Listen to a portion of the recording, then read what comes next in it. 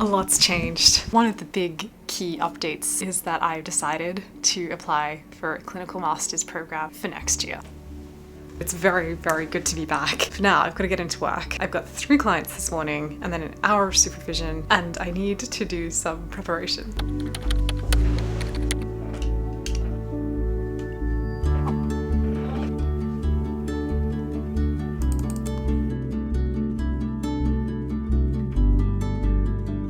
I'm starting to find my long-term niche. I'm really getting passionate about women's issues and also understanding our hormones and how our body works differently to men. I've been given permission to work on this research project. We're running a workshop run by women, specifically for women, focusing on major issues that women experience.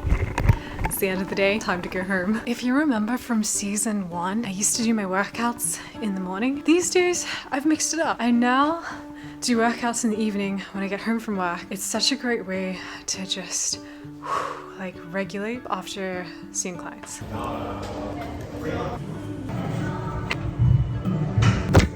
It's the end of the day, nearly 9 o'clock, 9 p.m. It is time for me to tackle the personal statement.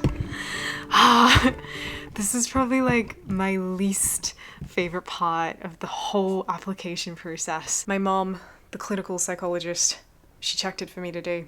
She gave me her feedback. She sent 2 emails. Also, a little bit more context here, especially if you're new to this vlog. I'm a registered psychologist. I've decided to go on and do my clinical masters. I really, really want to do it next year, so I'm going all out. And I'm applying to, I think, 16 or 17 universities, which is just crazy. And I wouldn't actually recommend doing that. I am just personally on a real time crunch and I really want to get into a program. Obviously, I have like specific unis I'm really, really, really hoping to get into. I know that the competition is brutal. I understand that. In fact, so brutal. I got a comment on one of my latest videos from Jared. He said, "Great video." Thank you, by the way. He said, "Also, important to note, clinical psych masters in Oz are the most competitive programs to get into, even more competitive than medicine." I will never forget my mom drilling into me how competitive clinical masters are. Why is it so hard? I mean, I do know the answer. It's because there are limited places in master's programs. For context, thousands of applicants apply. Only 15 applicants get into one program. I researched all the programs in Australia. There are currently 36 or 37 programs available. If you need more information though about applying to masters and you're interested, I created a whole masters pack with tips for the application process and all of the programs available in Australia, including programs outside of clinical psychology, which I strongly recommend looking into. Good morning, Wednesday morning. Progress with the personal statement is getting there. I read my mom's feedback and I read over my 2 drafts and it was terrible. I've started to redo it completely. Heading off to work now. I'm actually really excited today. I have just checked my calendar. Today I'm seeing 5 clients. I just feel prepared to get into Wednesday, middle of the week.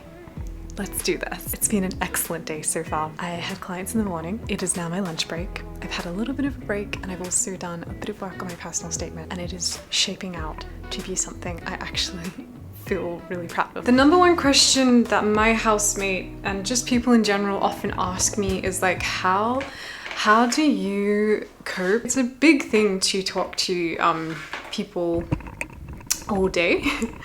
It is.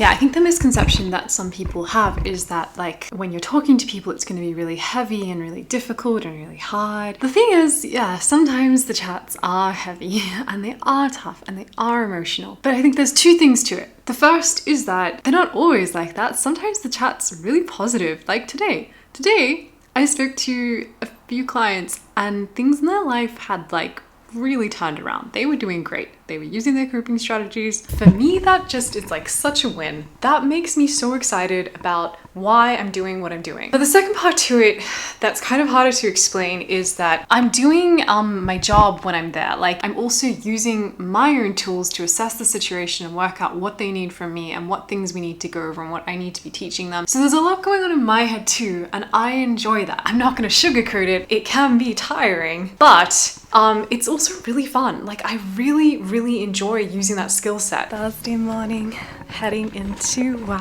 I'm in my healthy gal era. I've always been really passionate about like cooking and food and the link that it has with mental health, the gut microbiome. I'm just gonna show you what I've got in my lunch box today because I packed myself like a really wholesome lunch. So I've got a chia seed cacao pudding.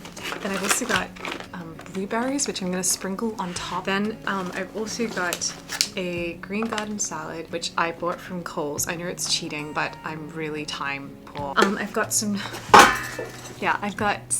tuna. This is the thing that's in the back of my mind all the time for my career long term as a psychologist, because I don't think I can make seeing clients the only thing I do on my job. I love it, I really do. I just don't think it's a job I could do full time. The more I get into it, I feel like 3 to 4 days a week, yes, definitely manage that. But I think any more than that, it's just too hard. And I love researching and I love learning.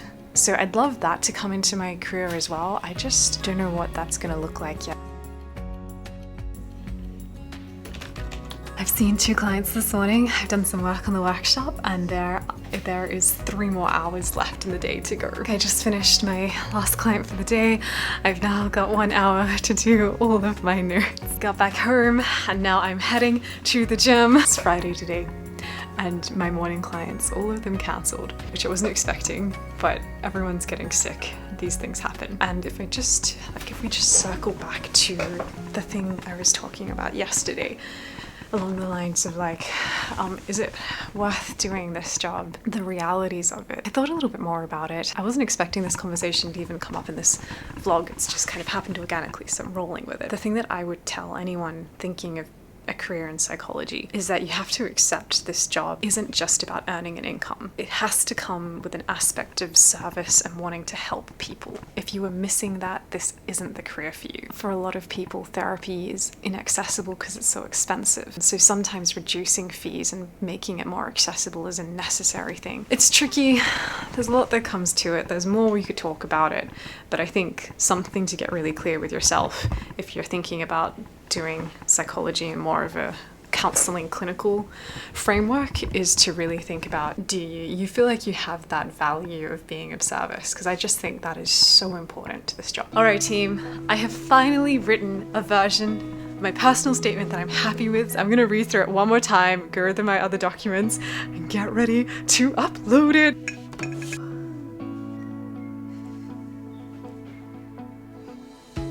I just need to click submit. One small step for me, one big step for hopefully my psychology career. I've just submitted it. And now I'm gonna analyze if I did everything right. I think I have. That's super exciting. This is so intense. It is so exciting. Yeah, it's so exciting. This is just the beginning. Oh my god. Congratulations! Thank you! It's our last day in the office. Goodbye, room. I'm never gonna work in this room again.